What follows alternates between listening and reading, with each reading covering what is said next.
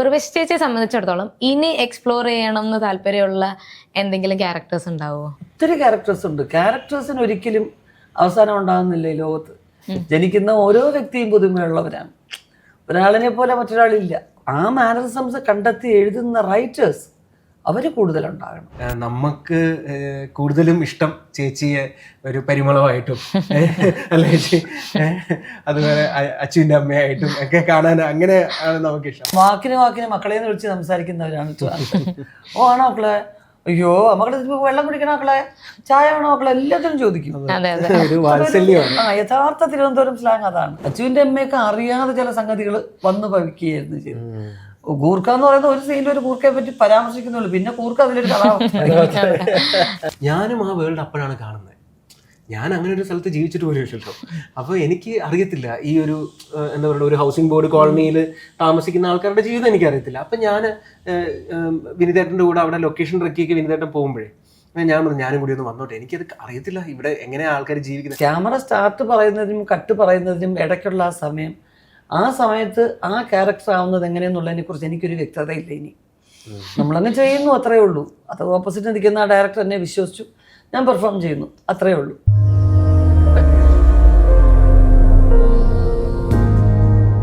Cinema പ്രാന്തനിൽ ഇന്ന് കൂടെ ഉള്ളത് ഉർവശി ചേച്ചി and Kalesh. Welcome to cinema Pranthan. So L Jagadamma 7ാം ക്ലാസ് ചേച്ചിയാണ് ജഗദമ്മയായിട്ട് തന്നെ വരുന്ന ടൈറ്റിൽ ക്യാരക്ടറായിട്ട് തന്നെ എത്തിയിരിക്കുകയാണ്. ശരിക്കും എന്താണ് ഈ ഒരു സിനിമ പ്രേക്ഷകർക്ക് കൺവേ ചെയ്യാൻ പോകുന്നത്? ഇതിപ്പോൾ നമ്മുടെ നാട്ടുമ്പുറങ്ങൾ നമുക്ക് പൊതുവെ കുറഞ്ഞു എങ്കിൽ പോലും പഞ്ചായത്ത് തലത്തിൽ ഒരു നമ്മുടെ കുറച്ചൊരു ഉൾപ്രദേശം, തിരുവനന്തപുരം ജില്ലയിലെ ഒരു ഉൾപ്രദേശത്തിൽ ആ പ്രദേശത്തുള്ള കുറച്ച് കഥാപാത്രങ്ങളാണ് മെയിനായിട്ട് വരുന്നത്. അപ്പോൾ ആ പഞ്ചായത്തിൽ നിന്ന് ഫേസ് ചെയ്യേണ്ടി വരുന്ന കുറേ കാര്യങ്ങളുണ്ടല്ലോ. അവരെല്ലാവർക്കും റിലേറ്റ് ആവും. അത് നമ്മുടെ അടിസ്ഥാനപരമായിട്ടുള്ള എല്ലാ കാര്യങ്ങൾക്കും നമ്മൾ ആദ്യം സമീപിക്കുന്നത് നമ്മുടെ പഞ്ചായത്തിനല്ലേ നമ്മൾ ഡിപ്പെൻഡ് ചെയ്യുന്നത്. അപ്പം അങ്ങനെ ഡിപ്പെൻഡ് ചെയ്ത് നിൽക്കുന്ന കുറേ ക്യാരക്ടേഴ്സ്. അതിലൊരു ക്യാരക്ടറേ ഉള്ളൂ ജഗദമ്മ. നമ്മൾ ടൈറ്റിലിൻ്റെ ഒരു സുഖത്തിന് വേണ്ടി ജഗദമ്മ എന്നിട്ടെന്നേ ഉള്ളൂ. പക്ഷെ അതിനേക്കാൾ ഇമ്പോർട്ടൻസ് ഉണ്ട് പുരുഷന്മാർക്കും. അതെ. കലേഷിന്റെ ഒരു ക്യാരക്ടർ എന്തായിരിക്കും ഇതിൽ? അൻവർ എന്ന് പറഞ്ഞ ക്യാരക്ടറാണ്. ജഗദമ്മ അക്കയുടെ കൂടെ എപ്പോഴും കൂടെ തന്നെ ഉള്ള ഒരു ക്യാരക്ടറാണ്. ജഗദമ്മ അക്കയുടെ വാലെന്ന് പറഞ്ഞ് എല്ലാവരും കളിയാക്കുന്ന ക്യാരക്ടറാണ് അൻവർ. അപ്പം ഒരു നിഴല് പോലെ തന്നെ കൂടെ ഉണ്ട് അൻവർ എപ്പോഴും. അത് ചിലർ മോനാണോ എന്ന് ചോദിക്കും, മോനാണോ എന്ന് ചോദിച്ചാൽ മോനാ, അനിയനാണോ എന്ന് ചോദിച്ചാൽ അനിയനാ, ഡ്രൈവറാണോ എന്ന് ചോദിച്ചാൽ ഡ്രൈവറാ, പിന്നെ ബോഡി ഗാർഡാണോ എന്ന് ചോദിച്ചാൽ ബോഡി ഗാർഡ്. അങ്ങനെ അക്കയുടെ കൂടെ അക്ക എവിടെ ഉണ്ട് അവിടെ അൻവറുണ്ട് എന്നുള്ള രീതിയിലുള്ള ഒരു ക്യാരക്ടറാണ്. അപ്പോൾ ത്രൂ ഔട്ട് എനിക്ക് ചേച്ചിയുടെ കൂടെ ചെയ്യാൻ പറ്റുക എന്നുള്ളതായിരുന്നു എനിക്ക് ഏറ്റവും വലിയൊരു അനുഗ്രഹം എന്ന് പറയുന്നത്. കാരണം ഒരു 42 ദിവസം അല്ലേ ചേച്ചി, 42 ദിവസം ഉണ്ടായിരുന്നു. 42 ദിവസം ത്രൂ ഔട്ട് ചേച്ചിയുടെ കൂടെ എല്ലാ സീനിലും എല്ലാം കോമ്പിനേഷൻസിന് കൂടുതലും ഉള്ളത്. പിന്നെ അത് കൂടാതെയും കുറച്ച് സീൻസ് ഉണ്ട്. അപ്പം അത് നമുക്ക് ആ നമ്മൾ കാണാൻ ആഗ്രഹിക്കുന്ന ചേച്ചിയെ നമ്മൾ കാണാൻ ആഗ്രഹിക്കുന്ന ഒരു തരം ക്യാരക്ടേഴ്സ് ഉണ്ടല്ലോ. ഇപ്പം കഴിഞ്ഞ കുറച്ച് സിനിമകളിൽ ഇപ്പം ഉള്ളൊഴുക്ക് പോലുള്ള സിനിമകൾ ഭയങ്കര സെൻസിറ്റീവ് ആയിട്ടുള്ള ഭയങ്കര സീരിയസ് ആയിട്ടുള്ള ഒരു അഭിനയം ഉള്ള ഒരു സിനിമകളായിരുന്നു. പക്ഷെ നമുക്ക് കൂടുതലും ഇഷ്ടം ചേച്ചിയെ ഒരു പരിമളമായിട്ടും അല്ലെ ചേച്ചി, അതുപോലെ അച്ഛൻ്റെ അമ്മയായിട്ടും ഒക്കെ കാണാൻ അങ്ങനെ ആണ് നമുക്കിഷ്ടം. അപ്പം അങ്ങനെ ഒരു കോമഡി ചെയ്യുന്ന ഉർവശി ചേച്ചിയെ എല്ലാവർക്കും, മലയാളി പ്രേക്ഷകർക്ക് എല്ലാവർക്കും എപ്പോഴും ഇഷ്ടമാണ്. അപ്പം അങ്ങനെയുള്ള ഒരു ഉർവശിയെ വീണ്ടും നമുക്ക് കാണാൻ പറ്റുന്നു. അതിനകത്ത് ഞാനും കൂടി വരുന്നു എന്നുള്ള സന്തോഷമാണ്. കലേഷിന്റെ ഒരു ക്യാരക്ടറും ഫണ്ണൊക്കെ നിറഞ്ഞൊരു ക്യാരക്ടർ തന്നെയാണ്. അതെ അതെ, ഫണ്ണുണ്ട്. പിന്നെ അതിനകത്ത് ഇപ്പം ചേച്ചി ഫണ്ണാണ് ചെയ്യുന്നതെങ്കിൽ ചേച്ചിയുടെ കൂടെ ഫണ്ണ് ഞാനുണ്ട്. അതേപോലെ ജഗദമ്മക്ക സീരിയസ് ആയിട്ട് ഒരു കാര്യം സമീപിക്കുമ്പോഴത്തേക്കും അൻവറെ എന്ന് പറഞ്ഞ് വിളിച്ചാൽ ആ ടോൺ അൻവറെ എന്നുള്ള വിളിയിൽ മനസ്സിലാവും അത് സീരിയസ് ആണ് എന്നുള്ളത്. അപ്പൊ അത് ആ ചേച്ചിയുടെ അത് ജഗദമ്മക്കയുടെയും അൻവറിന്റെയും ഒരു കെമിസ്ട്രിയാണത്. അക്ക എന്തിനാണ് വിളിക്കുന്നത് എന്നുള്ളത് അക്കയുടെ വിളിയിൽ നിന്ന് തന്നെ മനസ്സിലാവുന്ന രീതിയിലുള്ള ഒരു സംഭവമാണ്. എല്ലാത്തിലും ഉണ്ട് കൂടെ. ഇപ്പം ഈ പറഞ്ഞ പോലെ ഉർവശി ചേച്ചിയുടെ ക്യാരക്ടേഴ്സ് ഉണ്ടല്ലോ, ഇപ്പം ഒരുപാട് നമ്മളെ ചിരിപ്പിച്ചിട്ടുണ്ട്, കരയിപ്പിച്ചിട്ടുണ്ട്. ഇപ്പം റീസെൻ്റ് ആയിട്ട് എടുത്ത് നോക്കിയാലും മുള്ളൊഴുക്ക് അത് കണ്ട് മനസ്സ് എന്താ ഒരു വിങ്ങലോടെ മാത്രമേ നമുക്ക് തിയേറ്ററിൽ നിന്നൊക്കെ ഇറങ്ങിപ്പോകാൻ പറ്റിയിട്ടുള്ളൂ. അതിനുശേഷം വന്നപ്പോൾ ഹെറിലെ ക്യാരക്ടറാണല്ലോ, അതൊരു കൗതുകം തരുന്ന ഒരു ക്യാരക്ടറാണ്. അപ്പം ഇപ്പോഴത്തെ ഇപ്പം ആക്ടിങ്ങിലേക്ക് ഇൻസ്പയർഡ് ആയിട്ട് വരുന്ന പലരും പറയാറുണ്ട് ഉർവശി ചേച്ചിയൊക്കെ ചെയ്ത പോലത്തെ ക്യാരക്ടേഴ്സൊക്കെ ചെയ്യണം എന്നൊക്കെ. ഉർവശി ചേച്ചിയെ സംബന്ധിച്ചിടത്തോളം ഇനി എക്സ്പ്ലോർ ചെയ്യണം എന്ന് താല്പര്യമുള്ള എന്തെങ്കിലും ക്യാരക്ടേഴ്സ് ഉണ്ടാവുമോ? ഒരുപാടുണ്ട് ജ്യോതിഷ. നമുക്ക് പരിചയവും അടുപ്പമുള്ള കുറേ കഥാപാത്രങ്ങൾ നമ്മൾ ചെയ്തു. പിന്നെ സിനിമകളുടെ എണ്ണവും കൂടെ നോക്കുമ്പോൾ കുറേ ചെയ്തു എന്ന് നമുക്ക് തോന്നും. ഒത്തിരി ക്യാരക്ടേഴ്സ് ഉണ്ട്. ക്യാരക്ടേഴ്സിന് ഒരിക്കലും അവസാനം ഉണ്ടാകുന്നില്ല ഈ ലോകത്ത്. ജനിക്കുന്ന ഓരോ വ്യക്തിയും പുതുമയുള്ളവരാണ്. ഒരാളിനെ പോലെ മറ്റൊരാളില്ല. അപ്പം ആ മാനറിസംസ് കണ്ടെത്തി എഴുതുന്ന റൈറ്റേഴ്സ് അവർ കൂടുതലുണ്ടാകണം.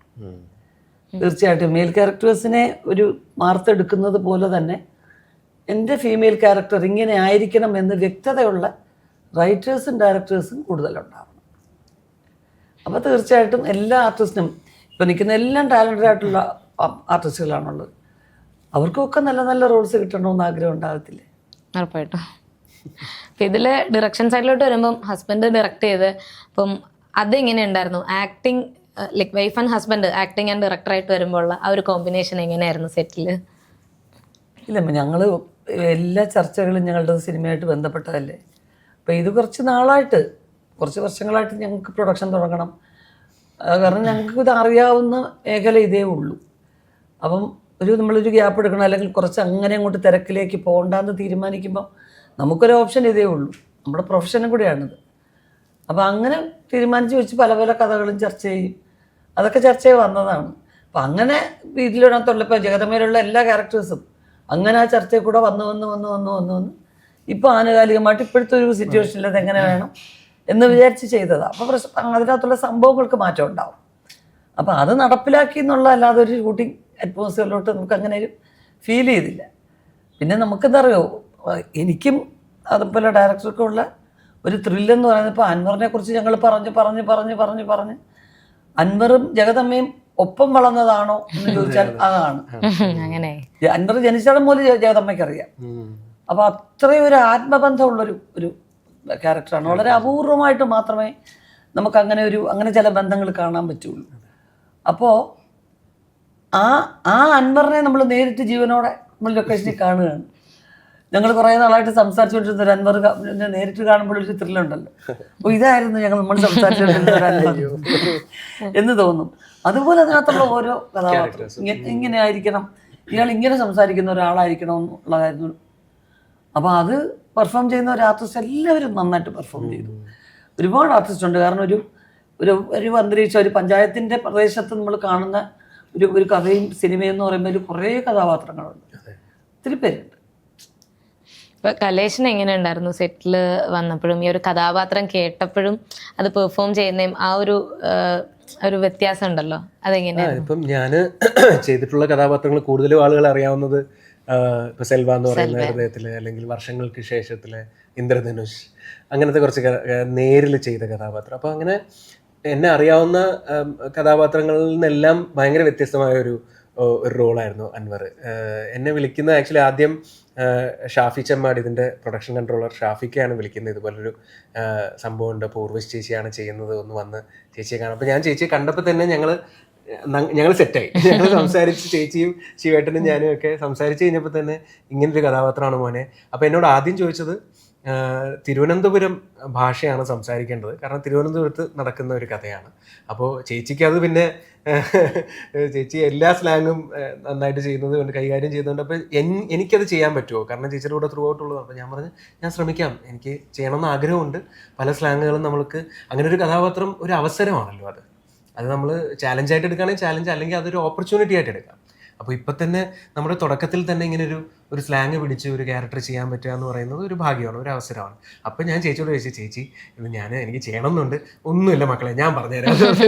അങ്ങനെ ചേച്ചി പിന്നെ ഫുൾ അതങ്ങ് ഏറ്റെടുക്കായിരുന്നു. കാരണം എല്ലാ സീനും ചേച്ചിയുടെ കൂടെ ഉള്ളപ്പോൾ ചേച്ചി അത് വായിക്കുമ്പോൾ തന്നെ എൻ്റെ ഡയലോഗും കൂടി ചേർത്താണ് ചേച്ചി വായിക്കുന്നത്. അപ്പം തന്നെ എനിക്കത് ഓക്കെ അപ്പം ഇങ്ങനെ പറയാം അല്ലേ എന്ന് പറഞ്ഞിട്ട് പിന്നെ 1-2 അസോസിയേറ്റ് ഡയറക്ടേഴ്സ് ട്രിവാൻഡ്രം ബേസ്ഡ് ആയിട്ടുള്ള ആൾക്കാർ, പിന്നെ ആർട്ടിസ്റ്റുകളും കുറേ ട്രിവാൻഡ്രം ബേസ്ഡ് ആയിട്ടുള്ള ആർട്ടിസ്റ്റുകളെയാണ് നമ്മൾ കാസ്റ്റ് ചെയ്തിരിക്കുന്നത്. അപ്പോൾ അവരുമായിട്ടൊക്കെ സംസാരിക്കുമ്പോൾ ഇടപഴകുമ്പോൾ നമുക്ക് ആ സ്ലാങ് കിട്ടും.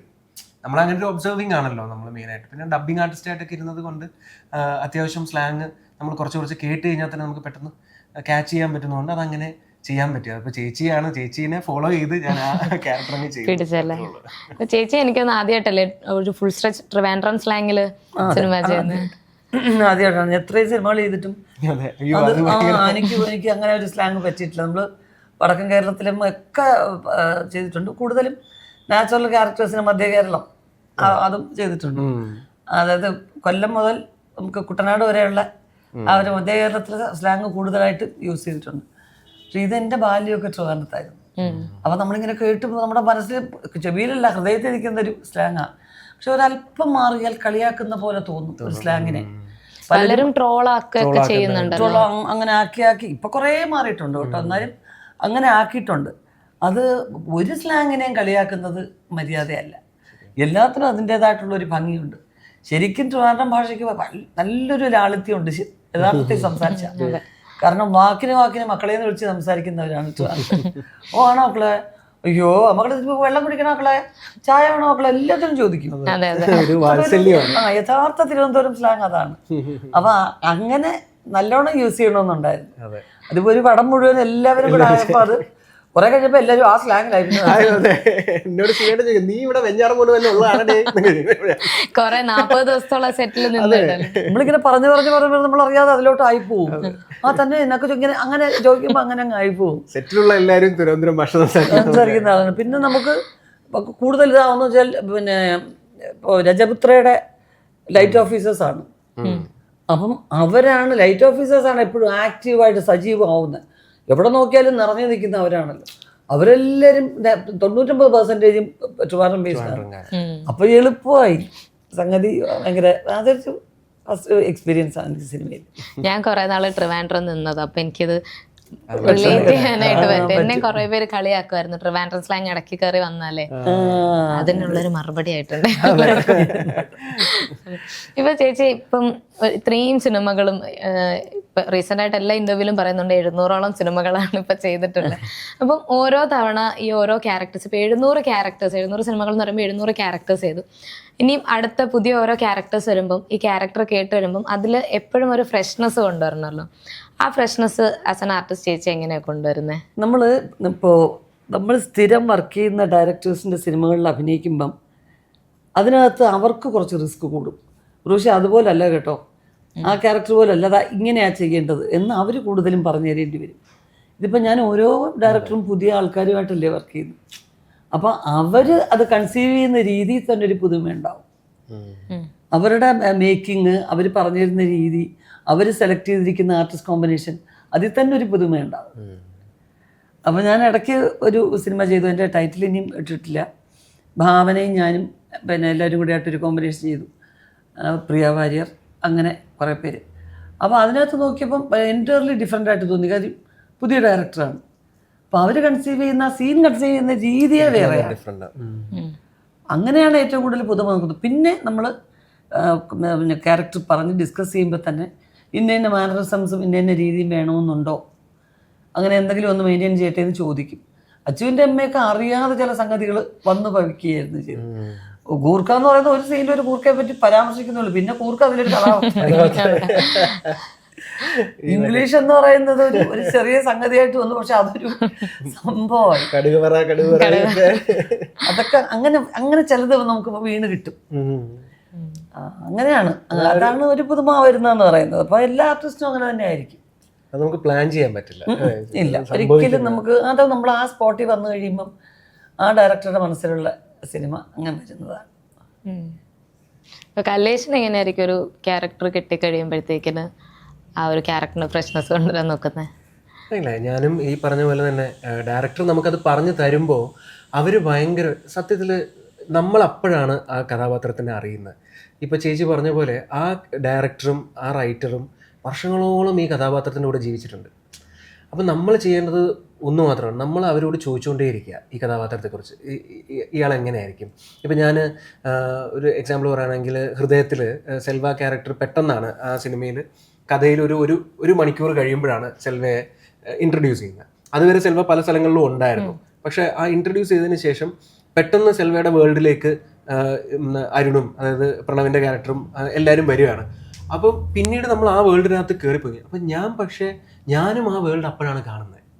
ഞാൻ അങ്ങനെ ഒരു സ്ഥലത്ത് ജീവിച്ചിട്ട് പോലും ഇല്ലല്ലോ. അപ്പോൾ എനിക്ക് അറിയത്തില്ല ഈ ഒരു എന്താ പറയുക, ഒരു ഹൗസിംഗ് ബോർഡ് കോളനിയിൽ താമസിക്കുന്ന ആൾക്കാരുടെ ജീവിതം എനിക്കറിയത്തില്ല. അപ്പം ഞാൻ വിനിതേട്ടൻ്റെ കൂടെ അവിടെ ലൊക്കേഷൻ ട്രക്കിലേക്ക് വിനിതേട്ടൻ പോകുമ്പോഴേ ഞാൻ പറഞ്ഞു ഞാനും കൂടി ഒന്ന് വന്നോട്ടെ, എനിക്കത് അറിയത്തില്ല ഇവിടെ എങ്ങനെയാണ് ആൾക്കാർ ജീവിക്കുന്നത്. അവിടെ ചെല്ലുമ്പോഴാണ് അറിയുന്നത് ഒരു ചെറിയൊരു 8x8 റൂമിൽ 5-6 പേര് ഒരുമിച്ച് താമസിക്കുന്നു. അതിനകത്ത് കൂടുതലും സ്ത്രീകളാണ് വീട്ടിനകത്തും, പുരുഷന്മാരൊക്കെ മൊട്ടമാടിയിൽ ടെറസിലാണ്. അവർ മിക്കവാറും പുറത്തായിരിക്കും. അപ്പം പിന്നെ അവിടുത്തെ വെള്ളത്തിൻ്റെ പ്രശ്നം, പിന്നെ അപ്പുറത്ത് കൂവം എന്ന് വെച്ചാൽ ഈ വേസ്റ്റേജ് ഒക്കെ ഇടുന്ന സ്ഥലമായിരിക്കും. പക്ഷെ അതൊന്നും അവർക്കൊരു വിഷയമല്ല. അപ്പോൾ ഇതവിടെ ചെന്ന് കഴിഞ്ഞാൽ മാത്രമേ നമുക്ക് മനസ്സിലാകത്തുള്ളൂ. അപ്പം ഈ ഡയറക്ടർ റൈറ്ററും കൂടിയാണെങ്കിൽ പുള്ളിക്ക് ഓൾറെഡി ഈ ക്യാരക്ടറിൻ്റെ ഒരു ബാക്ക്ഗ്രൗണ്ട് അറിയായിരിക്കും. ഇപ്പം സെൽവ എവിടെ നിന്നാണ് വരുന്നത്, സെൽവയുടെ അച്ഛനും അമ്മയും ആരായിരുന്നു എന്നുള്ളതൊക്കെ നമ്മൾ ചോദിച്ചു കഴിഞ്ഞാൽ തന്നെ നമുക്ക് കുറച്ച് കിട്ടും ആ ക്യാരക്ടർ. പിന്നെ അതിൻ്റെ കോസ്റ്റ്യൂമും എന്താ പറയണ്ടേ, അതിൻ്റെ എന്താണ് ഇപ്പോൾ മേക്കപ്പൊക്കെ മാറ്റിയിടുക, കോസ്റ്റ്യൂം ധരിക്കുക, പിന്നെ എന്താണ് ആ ലൈൻസ് വായിക്കുമ്പോൾ പിന്നെ ആ ലൊക്കേഷനിലും കൂടി ചെല്ലുമ്പോഴാണ് നമുക്ക് പൂർണ്ണമായിട്ടും ഈ കേട്ടോ ഇതിങ്ങനെ ഈ ഒരു മീറ്റർ പിടിച്ച്. അത് ഫസ്റ്റ് ഷോട്ട്, ഇപ്പോൾ ഈ അൻവറിൻ്റെ കാര്യത്തിലും അത് തന്നെയാണ്. ഫസ്റ്റ് ഷോട്ട് മറ്റേ ആ നന്ദിനി പശുവിൻ്റെ കൂടെയുള്ള ഷോട്ട്, മറ്റേ നമ്മുടെ വീട്ടിലെ പശുവിൻ്റെ കൂടെയുള്ള ഷോട്ടാണ് ഫസ്റ്റ് ഷോട്ട്. അപ്പം ഞാൻ ആദ്യം സംസാരിക്കുന്നത് നന്ദിനി പശുവായിട്ടാണ്. എന്ത് നന്ദിനി നീ ഒന്നും കഴിക്കാത്തത് എന്ന് പറഞ്ഞിട്ടാണ് ഞാൻ ചോദിക്കുന്നത്. എന്നിട്ട് മറ്റേ ചേച്ചി വരുന്ന ഒരു വേലക്കാരായിട്ട് അഭിനയിക്കുന്ന ആ ചേച്ചി വരുന്നു. ആ ചേച്ചി അപ്പം നമ്മൾ ആ സീൻ കഴിയാറാവുമ്പോഴാണ് ശിവന്റെ മണി എടാ ഇത് പക്ക ഇത് പിടിച്ചോ അപ്പോൾ അതൊക്കെ നമുക്ക് കിട്ടി. അപ്പോൾ ഒരു കോൺഫിഡൻസ് ഫസ്റ്റ് ഡേ ഒക്കെ കഴിയുമ്പോഴാണ് ചേച്ചിയുടെ കൂടെ ഉള്ള സീനും കൂടി വരുമ്പോഴത്തേക്ക് നമുക്ക് ഓക്കെ ഇനി അങ്ങോട്ട് ഫ്ലോയിലൊക്കെ പോയാൽ മതി. കിട്ടാതിരിക്കുമ്പോഴാണ് നമ്മൾ കൂടുതൽ ചോദ്യങ്ങൾ ചോദിക്കുന്നത്. ആദ്യം ഒന്ന് കിട്ടിക്കഴിഞ്ഞാൽ കുഴപ്പമില്ല. അത് മാക്സിമം ചെയ്യേണ്ടത് ഷൂട്ട് തുടങ്ങുന്നതിന് മുമ്പ് തന്നെ ചോദ്യങ്ങളൊക്കെ അങ്ങനെ ചോദിക്കുക. ഷൂട്ടിന് വന്നിട്ട് നമ്മൾ ചോദിക്കാൻ നിൽക്കുമ്പോഴാണ് നമ്മൾ ഭയങ്കരമായിട്ട് എന്താ പറയുക ടെൻഷനായി പോകുന്നത്. ഷൂട്ടിന് മുമ്പ് തന്നെ ഡയറക്ടറിൻ്റെ കൂടെ ഇരിക്കുക, റൈറ്ററിൻ്റെ കൂടെ ഇരിക്കുക, ഇതെങ്ങനെയായിരിക്കും, ഈ അൻവർ എങ്ങനെയാണ്, സെൽവ എങ്ങനെയാണ് എന്ന് ചോദിച്ച് മനസ്സിലാക്കിയാൽ മതി. കാരണം അവർ വർഷങ്ങളോളം ഈ ക്യാരക്ടറിൻ്റെ കൂടെ ജീവിച്ചിട്ടുണ്ട്. നമ്മൾ ഇന്നലെയാണ് മാത്രമേ ഉള്ളൂ. അതുപോലെ ഈ സ്ക്രിപ്റ്റ് സെലക്ഷൻ്റെ കാര്യം പറയുമ്പോഴാണല്ലോ, ഇപ്പം ആദ്യ കാലത്തിൽ ചേച്ചി ഇപ്പോൾ സിനിമാ കരിയർ തുടങ്ങിയ ടൈമിൽ തന്നെ ഇങ്ങോട്ടായിട്ട് വന്നിരുന്ന ഒരുപാട് സിനിമകളുണ്ട്. ഇപ്പം ചൂസ് ചെയ്താണല്ലോ സ്ക്രിപ്റ്റുകൾ സെലക്ട് ചെയ്യുന്നത്. ഇപ്പോൾ ഉള്ളൊഴുക്കിൻ്റെ ടൈമിൽ തന്നെ ക്രിസ്റ്റോ ടോമി പറഞ്ഞിട്ടുണ്ട്, ചേച്ചിയുടെ അടുത്ത് പല തവണയായിട്ട് വന്നു, പിന്നെയും വിളിച്ച് ചേച്ചി വേണം എന്നുള്ളൊരിതിലാണ് പിന്നീടാണ് ചേച്ചി കമ്മിറ്റ് ചെയ്യുന്നത്. ഇപ്പം ഏത് രീതിയിലാണ് ഓരോ സ്ക്രിപ്റ്റും ചൂസ് ചെയ്യുന്നതൊക്കെ? നമ്മൾ നേരത്തെ ചെയ്തു വെച്ചിട്ടുള്ളത് കഴിയുന്നതും ചെയ്യാതിരിക്കാൻ നോക്കും. അതാണ് നമ്മൾ ആദ്യം നോക്കുന്നത്.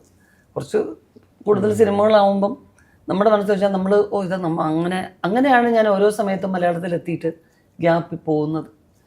കാരണം അച്ഛനമ്മ ചെയ്തു, കുറച്ച് മമ്മി അന്മ ചെയ്തു, നോക്കിയപ്പം കുറേ അമ്മ വെറൈറ്റികൾ മാത്രമായി പോകുന്നു. അങ്ങനെ അതിലോട്ടാണ്, ആ ട്രാക്ക് മാത്രമായി പോകുന്നു സിനിമകൾ. അപ്പോൾ നമുക്ക് തന്നെ ഒരു മടുപ്പ് വരും. കാരണം ഒരു അച്ഛൻ അമ്മ എന്നുള്ള കോൺസെൻട്രേഷനിൽ പോയി കഴിയുമ്പം അതിന് കുറേയൊക്കെ ഭാവങ്ങൾ നമ്മൾ മാറ്റി കൊടുക്കാൻ പറ്റും, എങ്കിലും ഒത്തിരി പറ്റത്തില്ല. അങ്ങനെ ഒരു ഗ്യാപ്പ് എടുത്തു. പിന്നെ വീണ്ടും അപ്പം അങ്ങനെയാണ്, അതുകൊണ്ടാണ് ഞാനൊരു ഗ്യാപ്പ് എടുക്കുന്നത്. അപ്പോൾ ഇപ്പോഴും കഥ കേൾക്കുമ്പോൾ അങ്ങനെയാണ്. ഒരുപാട് വെറൈറ്റി സബ്ജക്റ്റ് വരുന്നുണ്ട്, സംസാരിക്കുന്നുണ്ട്. പുതിയ ആൾക്കാർ പുതിയ തോട്ടിലാണ് അവർ സ്ക്രിപ്റ്റ് കൊണ്ടുവരുന്നത്. പക്ഷേ എങ്കിലും നമുക്കത് ഈ ആർട്ടിഫിഷ്യൽ അല്ലാതെ ചെയ്യാൻ പറ്റുന്ന ക്യാരക്ടറായിരിക്കും നോക്കും. എന്നെ സംബന്ധിച്ച് എനിക്ക് വളരെ ഫ്ലെക്സിബിൾ അല്ലാത്ത ക്യാരക്ടേഴ്സ് പോയി ചെയ്തു കഴിഞ്ഞാൽ എനിക്ക് ഭയങ്കര ടെൻഷനാണ്. കാരണം ഇപ്പോഴും ടെൻഷൻ വരാറുണ്ട്. തീർച്ചയായിട്ടും ക്യാമറ സ്റ്റാർട്ട് പറയുന്നതിനും കട്ട് പറയുന്നതിനും ഇടയ്ക്കുള്ള ആ സമയത്ത് ആ ക്യാരക്ടർ ആവുന്നത് എങ്ങനെയെന്നുള്ളതിനെ കുറിച്ച് എനിക്കൊരു വ്യക്തതയില്ല. ഇനി നമ്മളങ്ങ് ചെയ്യുന്നു, അത്രയേ ഉള്ളൂ. അത് ഓപ്പോസിറ്റ് നിൽക്കുന്ന ആ ഡയറക്ടർ എന്നെ വിശ്വസിച്ചു, ഞാൻ പെർഫോം ചെയ്യുന്നു, അത്രയേ ഉള്ളൂ. അത് നോക്കും ഞാൻ. ഈ റിപ്പീറ്റേഷൻ അല്ലാതിരിക്കാൻ മാക്സിമം ശ്രദ്ധിക്കാറുണ്ട്. ഏതെങ്കിലും സിനിമയോ കഥാപാത്രം ഉണ്ടോ ഒരു അണ്ടർ റേറ്റഡ് ആണ്, അത് കുറച്ചുകൂടെ ആളുകളിലേക്ക് എത്തേണ്ടതായിരുന്നു എന്ന് ചേച്ചിയുടെ തന്നെ കഥാപാത്രം അങ്ങനെ തോന്നുന്ന ഏതെങ്കിലും ഉണ്ടോ? ഒരുപാട് സിനിമകൾ തന്നെ അങ്ങനെ ഉണ്ടാവും. പല സിനിമകളെയോ ഇപ്പം അത് അന്ന് വരേണ്ടിയിരുന്നില്ല, ഇന്ന് വന്നിരുന്നെങ്കിൽ കുറെ കൂടെ നന്നാവുമായിരുന്നു എന്ന് തോന്നിയിട്ടുള്ള പല സിനിമകളും ഉണ്ടാവും. പിന്നെ എന്താ പറയുന്നത്, സമൂഹത്തിൽ നിന്നുള്ള കാര്യങ്ങൾ തന്നെ സിനിമയിലേക്ക് പകർത്തുന്ന ഒരു രീതിയുണ്ട്. സിനിമയ്ക്കായിട്ട് കണ്ടുപിടിക്കുന്ന ചില കഥകളുണ്ട്. അതിൻ്റെ ഒരു വ്യത്യാസം എപ്പോഴും വരും. സിനിമയ്ക്ക് വേണ്ടി ഇങ്ങനെ ഒരു സംഭവം നമ്മൾ ഇത് കണ്ടെത്തുകയാണ്. അപ്പം ചിലപ്പം റിയൽ ലൈഫിൽ നമുക്ക് നടന്നിട്ടുള്ളതായിരിക്കാം, അല്ലെങ്കിൽ നമ്മൾ തന്നെ സങ്കല്പിച്ച് ഉണ്ടാക്കിയതായിരിക്കാം. അങ്ങനെ ഒരു വ്യത്യാസം ഉണ്ടല്ലോ. ഇപ്പോൾ ഉള്ളൊഴുക്കിനകത്തുള്ള പല കണ്ടന്റും ക്രിസ്റ്റോയുടെ ഫാമിലി നടന്നിട്ടുള്ളതാണ്. അപ്പം അതിനകത്തൊരു അത് ഭയങ്കര എന്താ പറയുക, ആ ഒരു ഇമോഷൻ നമുക്ക് മനസ്സിലാവും. ഒരു അന്തരീക്ഷം കണ്ടൊരു ഡയറക്ടറും റൈറ്ററും അത് എടുക്കുകയാണ്. അയാൾക്കത് പേഴ്സണലാണ്, വളരെ പേഴ്സണലായിട്ട് അറിയാവുന്നതുകൊണ്ട് നമ്മളോട് പറഞ്ഞു തരുമ്പോഴും അയാളുടെ മനസ്സിലായ ഇമോഷൻ മുഴുവനും ഉണ്ട്. അങ്ങനെ ചില സംഗതികളുണ്ട്. അല്ലാതെ സിനിമയ്ക്കായിട്ട് സങ്കല്പിച്ചെടുക്കുന്ന ഇപ്പം എന്താ പറയുന്നത്, ഏത് ക്യാരക്ടർ പറയുന്നത്, സുഗമോദേവി ഞാൻ നടന്ന സംഭവം പടമാക്കിയതാണ്. ഞാൻ വർക്ക് ചെയ്യുന്ന ആ ക്യാരക്ടർ 4ാമത്തെ വീട്ടിൽ നിന്ന് എന്നെ നോക്കിക്കൊണ്ട് നിൽപ്പുണ്ട്. ഞാൻ പെർഫോം ചെയ്യും. ആ ദേവി എവിടെ നിൽപ്പുണ്ട്, സുഗമോദേവിയില്. അപ്പൊ അത് എന്നോട് പറഞ്ഞു തന്നത് ആ വീട്ടില് ഷൂട്ട് ചെയ്ത വീട്ടിലെ ആൾക്കാരാണ്. ഷൂട്ടിംഗ് തുടങ്ങിയതിന് ശേഷമായിരുന്നു ഇത് അറിയുന്നത്? തീർച്ചയായിട്ടും അതൊരു സിനിമയാണ്. വേണിച്ചേട്ടൻ എന്നെ ഇത്ര പേര് കാണുന്ന ഒരാളാണ്. നമ്മൾ അഭിനയിച്ചു. അന്ന് എനിക്ക് 15-16 വയസ്സേ ഉള്ളൂ കഷ്ടിച്ച്. അപ്പൊ നമുക്കൊന്നും അറിയത്തില്ല. പക്ഷെ ഞാൻ ഒരു ടെറസിന്റെ അവിടെ നിന്ന് ഇങ്ങനെ വന്ന് നോക്കുന്ന ഒരു സംഗതി ഇങ്ങനെ പെർഫോം ചെയ്തുകൊണ്ടിരുന്നപ്പോൾ ആ വീട്ടിലെ ആ ആൻറ്റി എന്നെ വിളിച്ച് കാണിച്ചു, നമ്മളെ നിൽക്കുന്ന ആളാണ് തായ്പയ്യ അഭിനയിച്ചുകൊണ്ടിരിക്കുന്നതെന്ന് പറഞ്ഞു. അപ്പോൾ ഞാനിങ്ങനെ നോക്കിയപ്പോൾ അവിടെ ഒരു ചേച്ചി നിൽക്കുന്നു. അപ്പോൾ എനിക്ക് ഭയങ്കര കൗതുകം തോന്നി.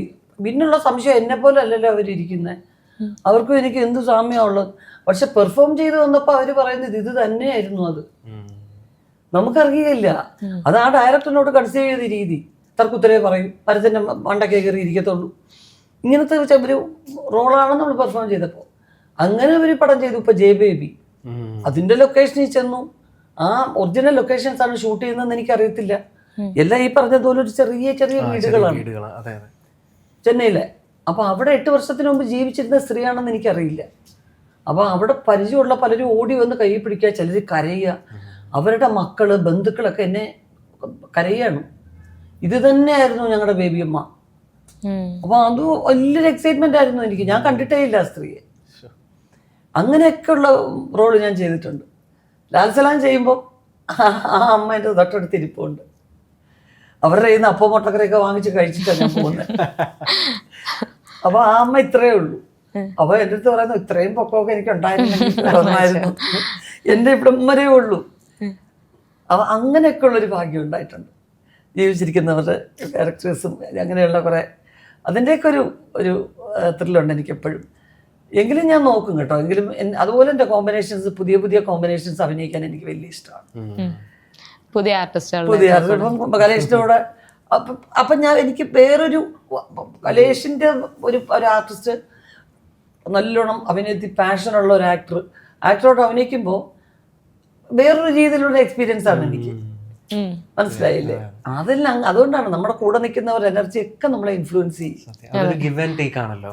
അപ്പൊ ആ ചെറിയ രീതിയിൽ ഒരു മാറ്റം വരുമ്പോൾ തന്നെ അത് പുതുമയായിട്ട് നമുക്ക് ഫീൽ ചെയ്യും. ശരിയാ. ചേച്ചിയുടെ ക്യാരക്ടേഴ്സിൽ പറഞ്ഞപ്പോൾ ഈ ജെ ബേബി എന്ന് പറഞ്ഞ ക്യാരക്ടർ കൂടുതൽ ആൾക്കാർ കണ്ടിരിക്കേണ്ട ഒരു സിനിമയാണത്. ജെ ബേബി എന്ന് പറയുന്നത് തമിഴ് സിനിമയാണ്. അത് OTT-യിലുണ്ട്. അത് കണ്ടു കഴിഞ്ഞാൽ മനസ്സിലാവും ചേച്ചിയുടെ അതായത് ഉള്ളൊഴുക്ക് ഇറങ്ങിയ അതേ വർഷം തന്നെ ജെ ബേബിയും ഇറങ്ങി എന്നുള്ളത് കൂടുതൽ കാണുമ്പോഴാണ് അത് നമുക്ക് മനസ്സിലാക്കുക. കാരണം അതിനകത്ത് ആ ചേച്ചി ആ വീട്ടിൽ വന്നിരുന്ന് ഭക്ഷണം കഴിച്ചിട്ട് ഞാൻ എന്നെ പണ്ടെന്ന് എനിക്കേ தெரியாதுന്നൊക്കെ പറഞ്ഞു. അതായത് അവർക്ക് എന്തോ ഒരു പ്രശ്നം ഉണ്ടെന്ന് അവർക്ക് തന്നെ മനസ്സിലാവുന്ന ഒരു ഘട്ടമുണ്ട്. ആ ഒരു നിമിഷമൊക്കെ ചേച്ചി അത് നമുക്ക് കണ്ണു നിറഞ്ഞു പോകും. അപ്പം അത് ഭയങ്കര ഒരു ക്യാരക്ടറാണ് ആ ബേബി അമ്മ. ഓക്കെ. അപ്പം നമ്മൾ സിനിമ അവിടെ നിന്ന് റിലീസ് ആവുകയാണ് May 2-ന്. ഉടനെ തൊട്ടടുത്ത ദിവസം തന്നെ. അപ്പം എന്താണ് പ്രേക്ഷകരോട് പറയാനുള്ളത്? തീർച്ചയായിട്ടും സിനിമ എന്തായാലും ആരും മുഖം ചുളിക്കാത്തൊരു സിനിമയായിരിക്കും.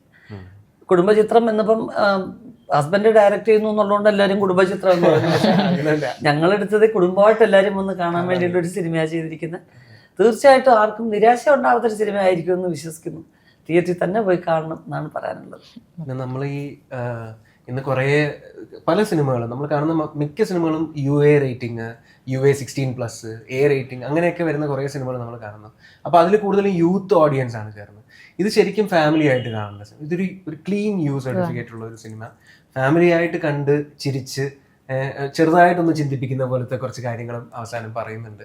ഒരു സൊസൈറ്റിക്ക് മനസ്സിലാവേണ്ട ഒരു ചെറിയൊരു മെസ്സേജും കൂടി ഇതിനകത്തുണ്ട്. അപ്പോൾ അത് ഫാമിലി ആയിട്ട് കണ്ട് എന്താ പറയുക എക്സ്പീരിയൻസ് ചെയ്യേണ്ട ഒരു സിനിമയാണ്. അത് വെറുതെ ചുമ്മാ ഒരു OTT-യിലോ ഫോണിലിരുന്ന് കാണേണ്ട ഒരു സിനിമ, ഫാമിലി ആയിട്ട് തിയേറ്ററിലിരുന്ന് കാണുക എന്നുള്ളതാണ് ഞങ്ങളുടെ ആഗ്രഹം. ചേച്ചിയുടെ ഒരു കഴിഞ്ഞ ദിവസത്തെ ഇപ്പം ഇത് റിലേറ്റഡ് ആയി തന്നെ ഒരു ഇന്റർവ്യൂലായിരുന്നു 6-ാം തമ്പുരാനിലെ പാട്ടിൽ കണ്ണുള്ളത് പറഞ്ഞ് ചേച്ചിയുടെ കണ്ണ് മാത്രം എടുത്ത് വെച്ചിട്ടുള്ള അതിപ്പോ സോഷ്യൽ മീഡിയയിൽ ട്രെൻഡിങ് ആവുന്നുണ്ട്. അതറിയായിരുന്നോ? ഇല്ല, അതറിയായിരുന്നോ ചേച്ചിയുടെ ആണെന്നുള്ള? ഇല്ല, എനിക്കറിയില്ല. ആ പാട്ട് എനിക്കും അറിയത്തില്ലായിരുന്നു, എന്നോട് ആരെ പറഞ്ഞതാണ്. ഉറവശി ചേച്ചിക്ക് അറിയാമോ? ഏതോ ഒരു സിനിമയിൽ ഉറവശി ചേച്ചിയുടെ ആ ഡ്രസ് ഇട്ടോണ്ട് ചേച്ചി എടുത്ത ആ കണ്ണല്ലേ ചേച്ചിയുടെ. എന്നിട്ട് പിന്നെ ഞാൻ നോട്ട് ചെയ്ത് തുടങ്ങിയപ്പോൾ ശരിയാണ്. അപ്പൊ നിങ്ങൾക്കൊന്നും ധാരാളം കാണാനുള്ള അവസരങ്ങളുണ്ട്, ഇതെല്ലാം നോട്ട് ചെയ്യാൻ പോസ് ചെയ്ത് നമുക്കറിയത്തില്ല. ഇപ്പൊ സോഷ്യൽ മീഡിയയിൽ കുറെ ഇപ്പൊ ഞാൻ തന്നെ കുറെ കണ്ടന്റ് ചെയ്തിട്ടുണ്ട് അങ്ങനത്തെ നമ്മൾ ശ്രദ്ധിക്കാതെ പോയ കുറെ കാര്യങ്ങൾ. അങ്ങനെ ജ്യോതിഷയ്ക്ക് വേറൊരു ഇതുണ്ടോ യൂട്യൂബ് ചാനൽ? ഇല്ലില്ല, എനിക്ക് അങ്ങനെ ഇല്ല, ഞാൻ വർക്ക് തന്നെ ചെയ്യുന്നു. അല്ലാതെ അതൊരു വലിയ കാര്യമാണ്. അതിനായിട്ടൊരു സൂക്ഷ്മ നിരീക്ഷണം നടത്താൻ സമയം കണ്ടെത്തുന്നുണ്ടല്ലോ, വലിയ കാര്യം. അത് ഇന്നത്തെ പ്രേക്ഷകര് യങ് ഓഡിയൻസ് അങ്ങനെയാണ് എല്ലാ കാര്യങ്ങളും. ഇപ്പൊ സിനിമ തിയേറ്ററിൽ വന്ന് ഓടിയ പല സിനിമകളും തന്നെ OTT-ൽ വന്നതിന് ശേഷം അവർ ഇതൊരു സൂക്ഷ്മമായിട്ട് എല്ലാം നോക്കി ഓരോ മൈന്യൂട്ട് കാര്യങ്ങൾ കണ്ടുപിടിക്കാറുണ്ട്. ഇപ്പൊ എന്തായാലും സിനിമ ഉടനെ റിലീസാണ്. എല്ലാവിധ ആശംസകളും. സിനിമയും നിങ്ങൾ ഡീകോഡ് ചെയ്യും ഉറപ്പായിട്ടും. Thank you so much. Thank you ജ്യോതിഷ, താങ്ക് യു.